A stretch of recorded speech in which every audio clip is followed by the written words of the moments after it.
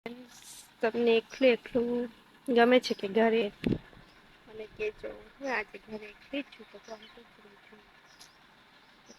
એટલે બ્લોગ બનાવવા પડું છું છે ડીંગુ પણ કે ટીવી જોતું છે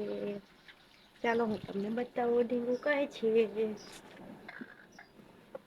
જો મારું ઢીંગું તો છે ને ટીવી જ જોયા કરે અયું અંધારે છે અમે તો આરે મારો ડીંગુ જો શિવાનું ફેન છે તો શિવા જ જોવી છે અજવાળું પર બતાવું જો ડીંગુ કેવું સૂતું છે એને ઠંડી બહુ લાગે છે તે રડતો છે આપણે હવે દરવાજો બંધ કરી દે બેન બહુ હેરાન કરશે પાછો દરવાજો બંધ કરી દઈએ આપણે